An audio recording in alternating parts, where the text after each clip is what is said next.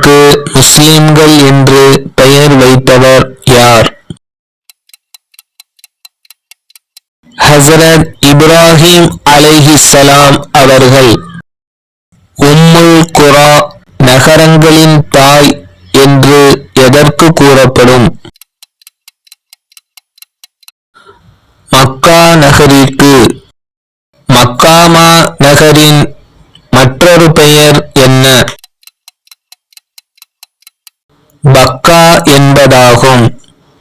நபி ஸல்லல்லாஹு அலைஹி வஸல்லம் அவர்களை போன்று திருக்குர்ஆன் ஓதும் பெண்மணி யார்? அன்னை ஆயிஷா சித்திகா ரலியல்லாஹு அன்ஹா அவர்கள். முதலில் நபி ஸல்லல்லாஹு அலைஹி வஸல்லம் அவர்களுக்கு பாலூட்டியவர் யார்? அபூ லஹபின் அடிமை பெண் சுவைபா ரலியல்லாஹு அன்ஹா அவர்கள். மதீனாவில் உள்ள மஸ்ஜிதுன் நபவிக்குரிய இடம் யாருக்கு சொந்தமானது?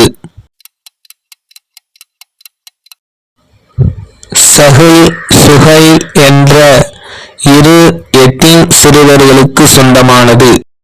திருக்குர்ஆனில் நமது நபி ஸல்லல்லாஹு அலைஹி வஸல்லம் அவர்களின் பெயர் எத்தனை இடங்களில் வருகிறது? நமது நபி ஸல்லல்லாஹு அலைஹி வஸல்லம் அவர்களின் பெயர் 5 இடங்களில் வருகிறது.